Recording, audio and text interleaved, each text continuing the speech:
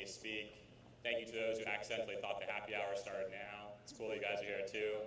I will try to make this quick because I know we're all excited to get to the beer and all the fun stuff. But I'm here to talk about some stuff that's pretty simple.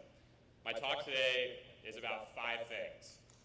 I like to keep things simple. I like to make it so that I've been to conferences a lot, and I feel like it's always really helpful to actually feel like you get something out of the talk.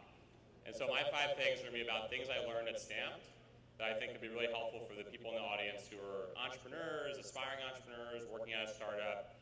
These are 5 lessons I've learned. I'm going to go through them. Hopefully they'll be helpful to you. Before I get into that, little disclaimer, I now work for a big company, and so my opinions are mine today. I'm really going to be talking mostly about Stamped today and not about Yahoo. At the end, I'm happy to answer questions about Yahoo. I'm happy to talk to you guys sort of off the podium about Yahoo. But what I'm talking about today is really mostly about Stamped and startup experiences and my opinions there. All right, so who am I?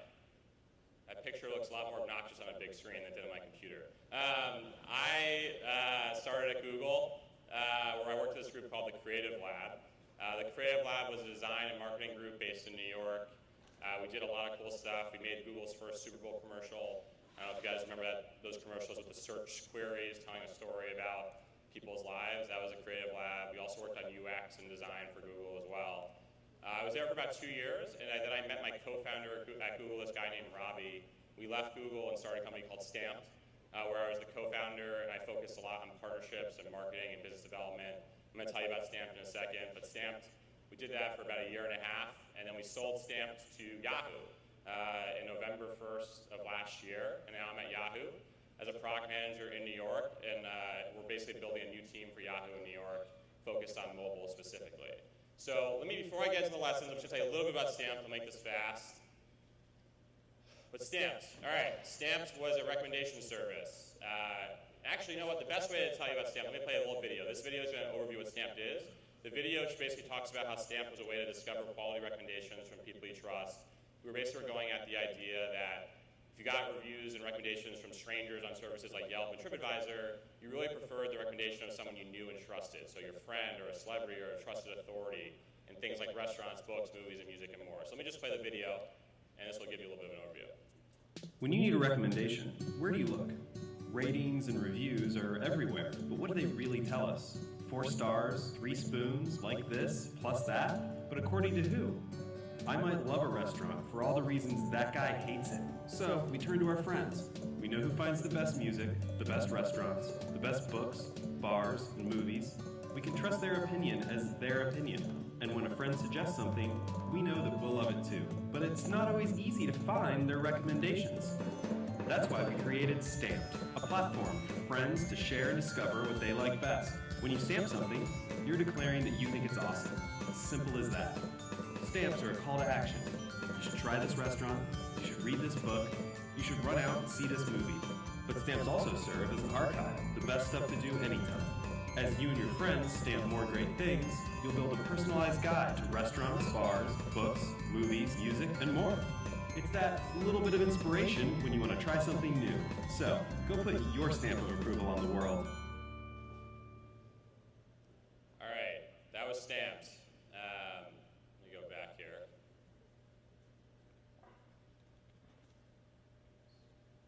Yes, sir. So Stamped was obviously a recommendation service. It was on the iPhone only. We raised a bunch of money, as was mentioned, for about $3 million from a bunch of institutional investors like Bain Capital Ventures and Google Ventures, and yes, some pretty cool celebrities. Justin Bieber was an investor. I'll talk about that a little bit more.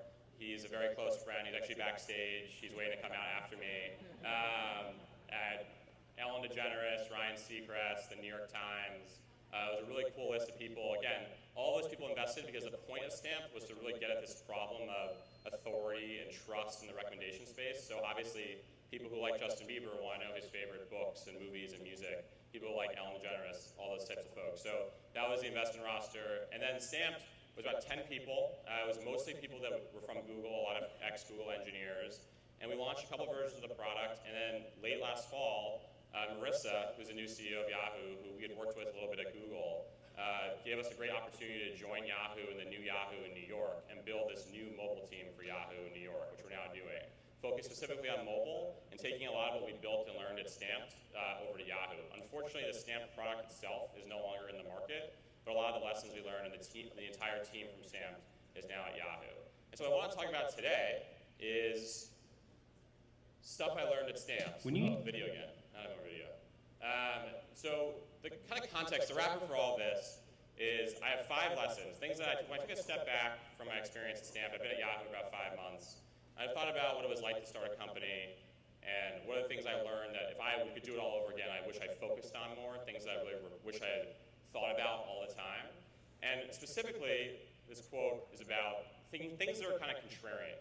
So as I'm sure everyone in this room who's an entrepreneur or trying to be an entrepreneur, as an entrepreneur, you're designed to be contrarian. And when you're doing a startup, it's always good to think about things in opposite of the conventional wisdom. So the 5 lessons I thought of, first of all, they have nothing to do with one another, so this presentation should be kind of all over the place. Secondly, they are all designed to be very sort of contrarian, things that I think may seem a little counterintuitive to what you've heard before, but things that I think are actually important when you think about doing a startup. So that's the general theme of my 5 points. And I'll go through them, and I really am going to try to leave time at the end to questions, because the point of this is that they're contrarian, and so please feel free to argue with me and tell me I'm wrong and stupid, which is probably all true. All right, so let's start. The first lesson, don't hire rock stars. All right, so we hear a lot in technology when you're building a team. Let's say you were lucky enough to raise some money, or you have some money of your own, or you're giving away equity. Go find a rock star engineer, go find a rock star designer, go find a rock star product manager, rock stars, rock stars, rock stars. I think that's wrong, and I'm going to talk about why. But I think that there's been this notion of rock stardom across all the people in technology specifically, and I don't think that that's the right approach to hiring. So let me get into that a little bit more. So there's Terrell Owens. Maybe sports was not the best analogy for a tech conference crowd, but Terrell Owens was a very, very talented wide receiver. He was very gifted. He was one of the best talents in the game at sports in the NFL when he played. What else was Terrell Owens? Would you want Terrell Owens on your startup? I don't think you would. And the reason is that the rock star personality, both in sports and technology, it's even applied to lawyers, and I hear it thrown around about lawyers and bankers and everything. Anyone can be a rock star now. Is someone who thinks a lot about themselves, doesn't put the team first, cares about their own individual accolades and achievements over the team. And when you're doing a startup, that's the exact opposite approach that you want. Sure, they may be the most talented person. Terrell Owens is one of the most talented wide receivers ever played the game. But it's not the person you want when there's 3 people sitting in a dark room working on something, to have someone who really all they care about is themselves. What you actually want, to continue the sports analogy, is someone who's a team player. I'm going to say who this is in a second. But you want someone who works harder than everybody else. Maybe they're not the most talented. Maybe they're not the best at what they do. But they are the hardest working person on your team, and they care about the team more than they care about themselves. And then you also want a person who comes through under pressure, who, at a startup, you have deadlines and big moments and big sort of happenings that happen in the company that are really big milestones. You need people who can come through in those moments and deliver. What you want is not Terrell Owens. You want this guy, who's Robert Horry. I don't know if anyone knows. Does anyone know who he is? Raise your hand. All right, there we go. Not as bad as I thought. So Robert Horry, for those who don't know who he is, was an NBA player. He won 7 championships. He hit 8 game-winning shots in the finals. That's an amazing stat. The guy hit 8 shots to win a game in the NBA finals. And he has the most 3-pointers in the history of the NBA finals. But if you look at his career, he averaged about 5 points a game over his whole career, maybe a couple rebounds. Didn't even play that much for most of his career, maybe 20 minutes a game. He wasn't the most talented guy, but when it came to the time when there was pressure, you wanted Robert Horry on your team. You also wanted Robert Horry on your team as a teammate. He was considered one of the best teammates in the NBA. He had a really long NBA career. He constantly played on teams that always won. And so when you're building a startup, you don't want a rock star, in my opinion. You want someone like Robert Horry. You want someone who's going to be on your team and care about winning more than themselves.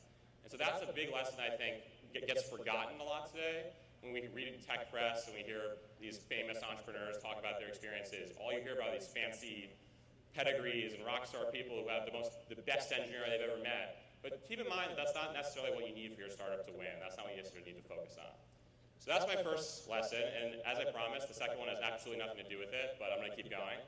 The second one is you can't execute your way out of a bad idea.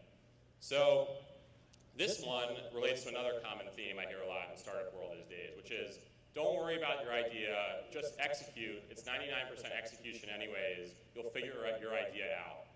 Well, if I was giving advice to an entrepreneur today, I would not give that advice. I think it's very important to actually care about your idea and have a very strong idea. Yes, of course, execution is important. You can't be successful at having a badly executed product or service. But I can't think of one successful company that was just all execution. The idea was not that good. It was a stupid idea, but they executed it really well. Everyone talks about 90% execution, 10% idea. It's really closer to 50-50. You really need to think about your idea. You really make sure that your idea is differentiated. And frankly, a lot of times it's an easy excuse to have an idea that's not that great or mediocre and go out there and just think, well, I'll just execute, I'll hire a bunch of smart people, we'll launch a bunch of stuff, we'll figure it out. Well, I think one of the things I learned from Stamped was, and this is a testament to what we did at Stamped, is that we probably could have served to learn a little bit, to think a little bit more about our value proposition. We actually executed it pretty well, but we had some troubles in the market because we needed to think a little bit more about what our actual core offering was to our customers. I think it's really important to think about that. So what I want to do is go through a couple of companies quickly where maybe the popular notion is, yes, they're a great executed product, they're so well executed, that's why they're successful. Well, I think that if you go through the ones I'm about to show, there's also a really important idea innovation in each of them. So let me just go through them quickly. So the first one is obviously Uber. So Uber is obviously perfectly executed. I mean, they're very, very well executed, but also it's a really good idea. The idea that you could take your phone out, press a button, have a car show up was a very cool concept. And the idea that that was entirely an execution-driven win, I don't think is true. A lot of the success of Uber is around their vision. Take Instagram, another very, very hyped example of iteration, execution, that was all execution. Well, the same guys who built Instagram built something called Bourbon, which was the same people executing it. They're very talented engineers, very talented product guys, but didn't take off in the same way. What changed was the vision and the idea. And the idea behind taking all these crappy photos you had on your iPhone and making them beautiful and shareable with all your friends was a really powerful insight and a really good idea that the founders of Instagram spent a lot of time thinking about. It wasn't just sitting in a room executing stuff to see what worked. They actually thought through their idea and made sure it was a really cool one. Take Dropbox. Again, and when Drew Houston came up with Dropbox, the way you could transfer files to, the way you would back things up was by taking a flash drive and emailing things to yourself. The idea that you could just work on your computer, save something, and have it seamlessly sync across all these devices offline and online at the same time was a really powerful concept, a really powerful idea. Netflix. I mean, this actually wasn't executed well to begin with. This was mostly an idea innovation. In the late 90s, Reed Hastings said, you know what, why am I paying late fees? And why do I have to go to a store to pick up a DVD? That's actually two innovations there. One was in the business model, which is, I don't want to have to pay for a set window of movies. I want to be able to subscribe and get those movies delivered to me. And two is, I don't want to have to go to a store and pick it up. I want it to be sent to me. So the two ideas they had were, we're going to make a subscription service, and we're going to make things delivered to us through the mail. They had no movies to start that were any good. They probably didn't work half the time when they started. And over time, they actually improved the execution. But the idea, the vision, was so compelling that they were able to make it into a successful business. And finally, Square. Again, Square is another poster child for, obviously it's beautifully executed. Great design, great product. But again, it's a pretty powerful concept. It's not just a random idea. The idea that you can take your phone and turn it into a credit card machine is a really interesting and powerful idea. And so what I'm trying to get at with all this is, as an entrepreneur, if you're thinking about being an entrepreneur, you're in a startup right now, don't just obsess yourself with execution. Just all you care about is what are you coding today? What are you designing tomorrow? Think a lot about your idea. Think about how you can change it so it's more compelling both to your customers and to investors. Because ultimately the vision and the idea that you have is what people actually care about the most, and the execution supports that. But do not get trapped in this conventional wisdom that I hear a lot of these days that all you have to do is execute. The idea is really important. All right, now onto the third one. Be urgent. So you hear often patience is a virtue. It's not in a startup. In a startup, you want to be as urgent as possible with everything you're doing. And I think this is a tactical thing about how you live and how you work when you're a founder of a startup. And it really speaks to what a startup is compared to a big company. So for instance, the sky is falling if you're an entrepreneur, and that is a good thing. You should embrace that, because the thing that you have as an advantage over a big company is that you may die very quickly any day as a startup. Your company could go away, and big companies don't have that. That's your advantage. You should act like the sky is falling. Because if you act like the sky is falling, you're going to beat a big company at something where the sky isn't falling over there. It's a really, really important advantage. Due date, today. Get things done fast. Again, another advantage you have over a big company. You should be able to get things done faster than a big company. So if you meet with an investor in the morning, you meet with someone you want to hire, and they ask for something, go back and do it as fast as you possibly can and get it back to them. That's the advantage you have. You shouldn't be treating it as a normal job. You should be moving as fast as you can and going with urgency.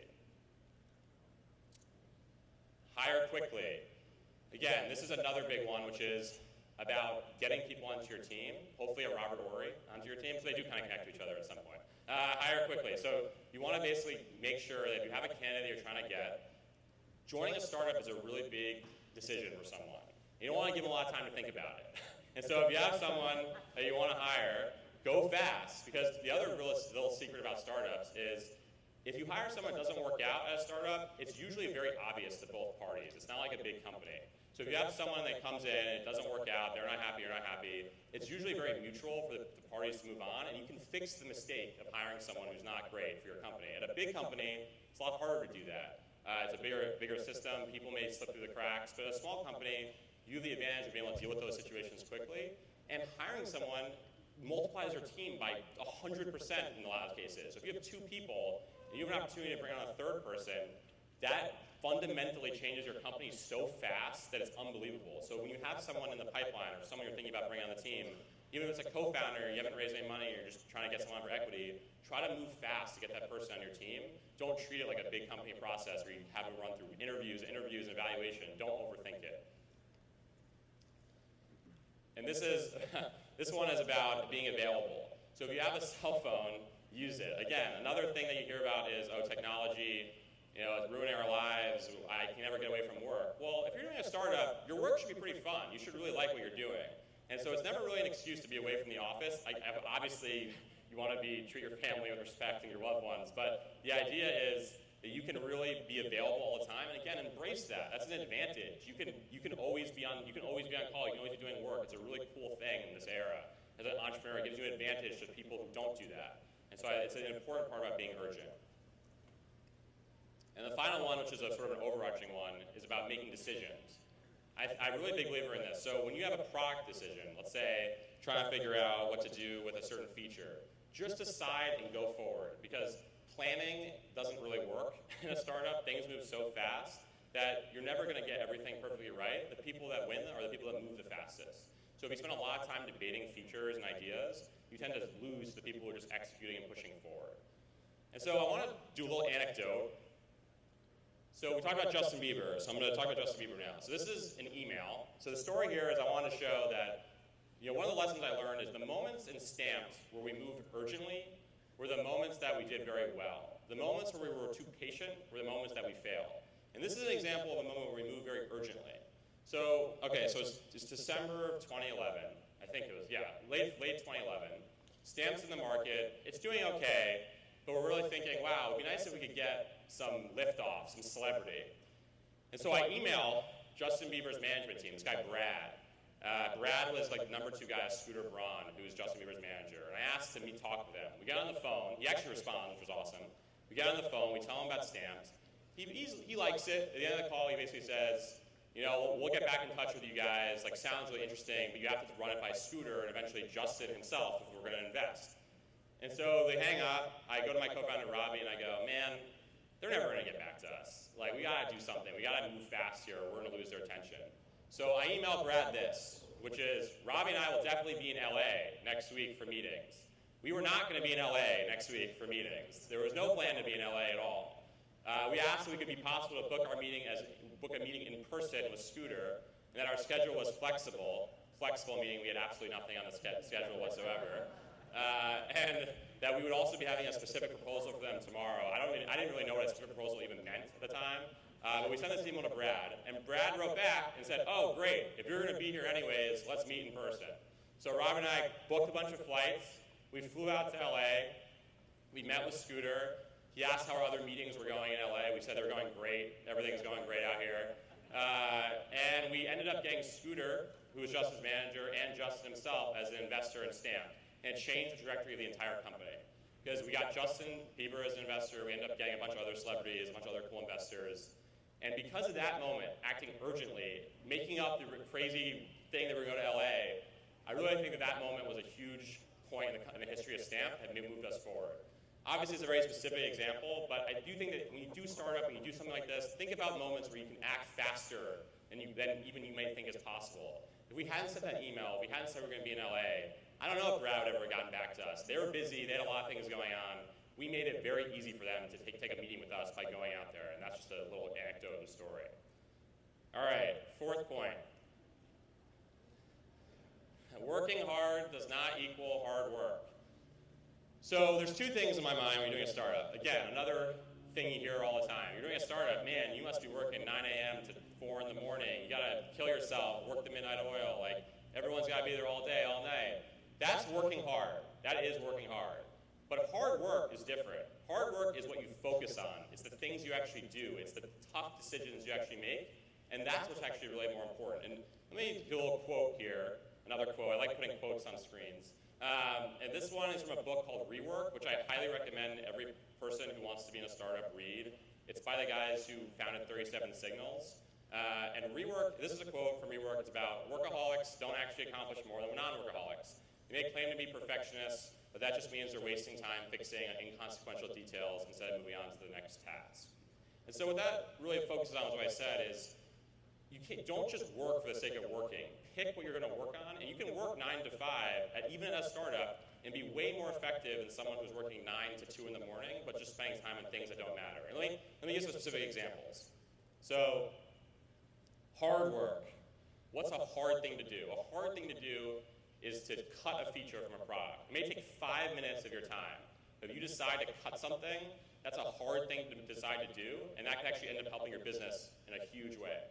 Hard work. Hard work is talking for 5 minutes to an investor who gives you 5 minutes of their time and pitching them on your product. That's a hard thing to do, but it only takes 5 minutes. Another thing that's hard, writing one sentence that describes your business in a way that people can understand it. Again, it can only take you a few minutes, but if you get that sentence nailed, that's a hard thing to do. Another hard thing to do is picking the one thing in your product that people are going to want to use. And picking that thing and spending a little bit of time on it and getting it right is really hard to do. What's working hard? Working hard is spending, which we did at Stamped, we spent 2 weeks before we had any people, any code, any design on a product document that outlined every interaction, everything you could do in the Stamped product. We spent about 2 weeks on it. When we hired people, we never once looked at that stupid document. It was the biggest waste of time we ever had to spend. And that was working hard. We were there all night, all day, working on it. Working hard is spending a lot of time on something that was not really that helpful. Another example of working hard, doing financial projections. Don't ever do financial projections. When you're a startup and you have no capital yet and no one working for you, which we spend a lot of time doing, they're just made up. And you're never going to actually look at them ever again. And we can spend a lot of time doing that. Another example of working hard. You have a great design, you think it's good, but just to be careful, you say go do 20 more versions of design in different colors. Don't ever ask someone to do different versions of something in different colors, because usually the color that they pick first is the right one. That's another example of working hard. And the real point here is, there's a big difference between what you choose to focus to spend your time on and the things just spending time on things. And when you're in a startup, it's very easy just to spend lots of time on lots of things and think that you're killing it if you're just there until 2 a.m. You're like, man, I was there until 2 a.m., I'm crushing it, I'm living the life, I'm an entrepreneur. You don't have to do that. It's actually about what you pick to focus on and what you execute that ends up being the difference between winning and losing. All right, now to my favorite lesson that I can think of. Ignore everyone's advice, including and especially mine. So this is the one that I think encapsulates the talk nicely. And I'm going to tell another story. So back when we were fortunate with Stamp that we were early on in the process, and we were able to raise some money. We met some investors at Bain Capital, and we were really late. We did a bunch of meetings with them, and they wanted to give us some money. And we got to the point where we actually had to figure out, wow, these guys are going to give us a check, which is crazy. How do we actually figure out how much money is the right money to raise, around to raise? You could raise a couple $100,000, which would be awesome. You raise $1 million, which I've never seen $1 million in a bank account, so that'd be awesome.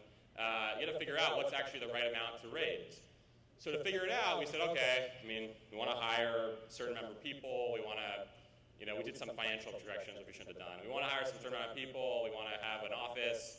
It's going to cost X dollars. And so we talked to 2 CEOs who were very successful entrepreneurial CEOs. We want to get advice. What's the right number? So we go to one CEO and we say, okay, we want to raise X dollars. What do you think? And the guy looks at us and he goes, the best piece of advice I can give you is whatever amount of money you want to raise, double it. And here's why. If you double it, you're always going to underestimate how much you want to raise, and you'll be happy you doubled it. You'll be happy you'll have more time to execute on your product. And we go, okay, that's pretty interesting advice. You seem pretty sure of himself. Maybe we should just do that. So we go to another CEO, another smart guy, super successful. It's all this fundraising. He says, how much do you want to raise? We say, we want to raise X dollars. He goes, let me give you a very, very good piece of advice. I'm 100% positive of it. Whatever you want to raise, cut it in half. And we say, well, why is that? And he says, well, you're always going to overestimate what you need to execute, and you should give yourself as little time as possible to get your product to market so you move faster.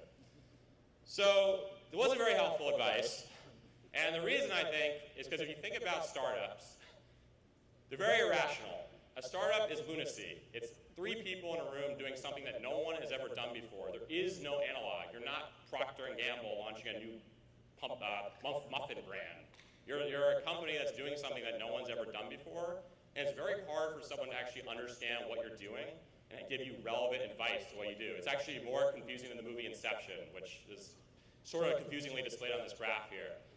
But it's important to remember, which is that algebra is more rational. It's really not a science. And so as an entrepreneur, my advice is really don't beat yourself up if someone gives you advice that you don't agree with. You're probably right and they're probably wrong. Because you know more about your business than anybody else. And it's really important to keep that in mind when you're because a lot of people want to give advice to entrepreneurs. That's why I'm standing up here today. A lot of people like giving advice to other entrepreneurs, but it's really important to filter it out and be confident in yourself. And so to summarize, don't hire rock stars. Can't execute your way out of a bad idea.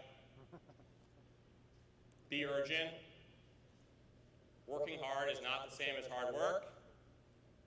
And ignore everything I just said. All right, any questions? Thank you very much.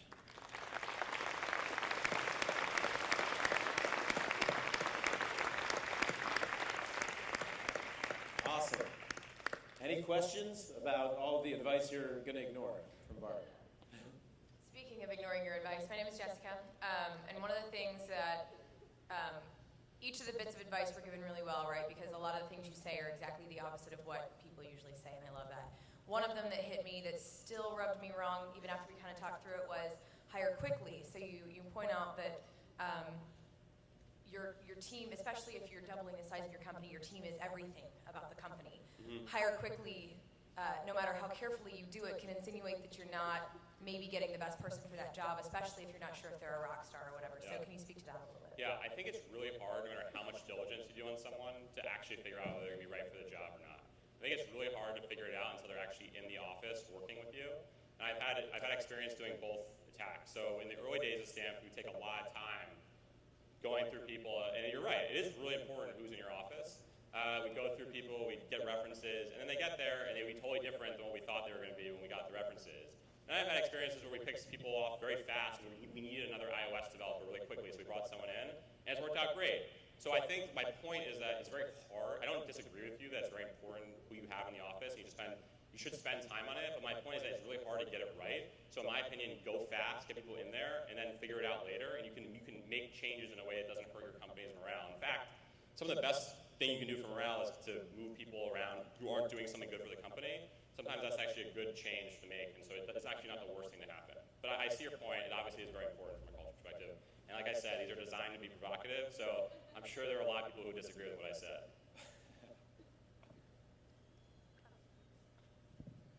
So, can you hear me? Okay. So when you guys, when I heard the decision that Yahoo acquired it and Stamp was going away, I of course was really disappointed and loved the app.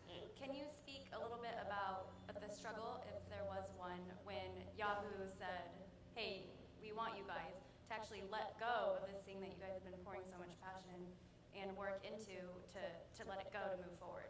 Well, first of all, thank you for loving the app. I don't know if you're probably the only person here. No, thank you very much. I appreciate that. Yeah, it was a very tough decision. The key is what you're going to work on when you get there and if you're excited about it. We were big believers in what Marissa was doing at Yahoo, and we were big believers in what we're working on now. I can't talk about it yet, unfortunately, because it's all in development. But we found a project that we could be excited about. And at the end of the day, when you're an entrepreneur and you've been working on something for a long time, a lot of what ends up happening is you become passionate about a certain space, or like I said, a certain idea, maybe not the specific instantiation of your product. It becomes the thing you're as passionate about. And so we became passionate about a space and idea. Marissa allowed us to go forward in that place. And it was a tough decision, I'm not going to lie. But also, you have to, as an entrepreneur, when you're doing it for a year and a half, and you're facing a certain reality is that you're in one place, you need to be in another place. Sometimes you have to make the best decision for everyone on the team, and you can't just be stubbornly devoted to one direction or the other. That's it. It's a good question. Awesome. Could you talk more about the involvement of celebrity investors in Stamped? Yeah. I don't feel like there's a Stamped story I've read that hasn't mentioned it. So did you? Sorry, so you repeat that last part? Yeah, I said I don't feel like I've read a Stamped story without the mention of the celebrity investors. It definitely is a hook for the media. But was there other strategic reasons, or was it quite a bit of time to get all those celebrity investors? And it also seems to be a trend. So for you guys, with quite a few of them. Yeah. Yeah, so I mean, the question is about celebrity investors. So the thing about celebrity investors is you can't just slap a celebrity into your product and have it work. You have to find people that actually make sense for your product. And so for us, someone like Ellen, for instance. Like Ellen is someone who all her fans really care about all her recommendations. We're making a recommendations product. Someone like, I won't name others. There's other celebrities that maybe people don't care as much about what they think about certain topics. So we found people that were actually relevant to the product. At the end of the day, a celebrity can't make or break your product. They only help your product, and all these celebrities invested actual dollars in the company. So from our perspective, if you're going to get an investor, so you're going to give equity to someone in the company, it's nice to give equity to someone who's not only writing you a check, but also adds value beyond writing the check. And of course, venture capitalists do that. But we had a bunch of venture capitalists around the table already who had brought experience in starting companies and building businesses. So we wanted to differentiate our value-add investors and get people who write checks, who also are going to tweet about our product or talk about our product, or in some cases, the value of Justin and Scooter, for instance, that they introduced us to a whole bunch of other smart, both celebrities, other non-celebrities, people, they know a lot of people. And so getting those types of access to that network. And so my advice is, if you can get a celebrity investor, first, make sure it makes sense to your product, so they can actually use it. And two, there's not just about that individual celebrity using the product, it's about what that celebrity provides beyond their usage. And in the case of Justin Bieber's team, they're really smart people. They know how to make things that people want to do and use. If you could tell from Scooter is now managing Carly Rae Jepsen, Psy, The Wanted. They've managed some of the most successful pop brands in the world. And so getting that type of creativity on your team is really helpful. It's beyond just an individual celebrity. I don't know if that answers your question exactly, but that's the way we thought about it. But I understand there's a natural skepticism about just getting celebrities, and so it's much more about the personal relationship you make with the celebrity or the management team, or whoever, if they can actually help you beyond just having the person use the product or whatever. Yeah. Great. We'll go over here. All right. Could you talk a little bit about how it was from going to an entrepreneur and owner to becoming an employee, and how maybe that affected your identity? My shrink can talk to you about it. No, it's different. The nice thing that we got at Yahoo is that we were able to start a new office in New York, which is just the 10 of us in this new space. And so we kind of kept this entrepreneurial spirit. And the place that Yahoo is in now is, they're really, as Marissa said publicly, we're becoming more of a mobile company. It's in a position of great change. And change is very entrepreneurial, no matter how you do it. And so if you're at a big company, you're experiencing a lot of change, very entrepreneurial experience. So I actually feel very entrepreneurial at Yahoo right now. It's a very entrepreneurial time there. Obviously, it's never the same as being 4 people in a room, in a small, disgusting office. But it's pretty close. And so if I have to find a big company, Yahoo has been the best company I could imagine working for in terms of being entrepreneurial. But at times you miss the moments of struggle that you don't have as much as a big company. You actually miss those moments, because those are the moments that when you come out of that struggle, you feel very fulfilled. So part of me is always entrepreneurial, but I'm always looking for things at Yahoo to make more entrepreneurial, things where I can kind of take that spirit there. But it's always a tough transition. There's no denying it.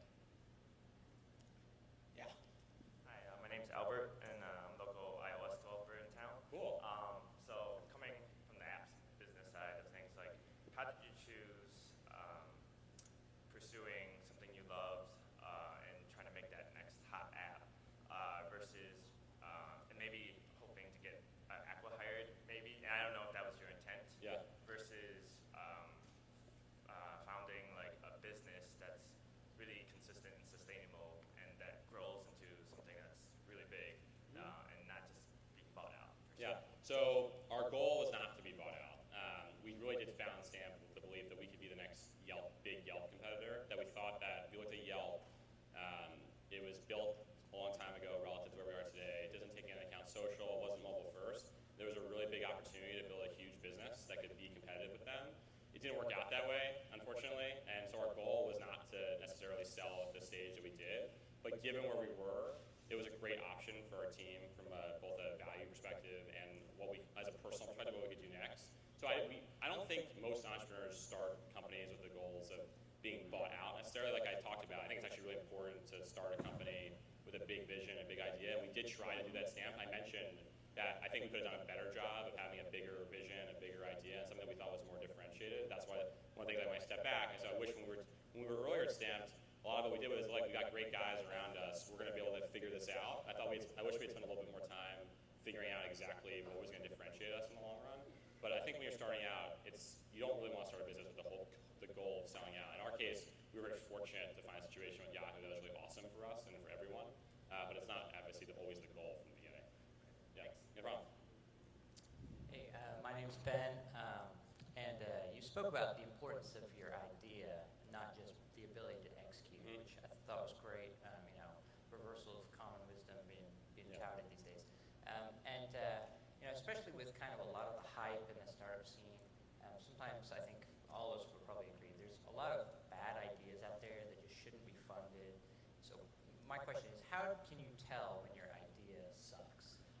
Sucks. I think I can tell your idea when your idea is good. All right, sucks.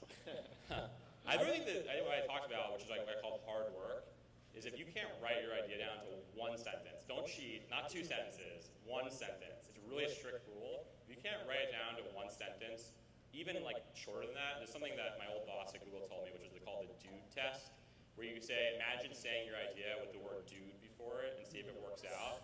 So if you say, dude, it's cool photo sharing, man. That was what Instagram was, that worked. Dude, it's a way to take pictures of yourself dancing while you're sharing the commerce on eBay. I don't know, some stupid idea. It doesn't really work out as well. So if you can make it as short and punchy as possible in a way that makes sense to the normal average person who's not a techie, that's really the way you can tell whether it's a suck. If it doesn't do that, that's the way you can, sorry, I'm thinking of a good idea. If it doesn't do that, that's the way you can tell it's a sucky idea, I think. But you also, it's one of those things like when you see it, you know it. Like you can deep down know when your idea kind of sucks, unfortunately as an entrepreneur. Yeah, we have time for one more. Yeah, so that was almost the question I was going to ask, but it was a little bit different. A lot of your advice, especially the last thing, is kind of like follow your instincts to some degree. And that's good advice for successful entrepreneurs because their instincts were probably good, and that's why they were successful. So if you're, it's I think part of it is, how do you know if your idea is bad, but also your instinct on things and sort of what you think is the right way to do it. I think it's just sort of a parallel question.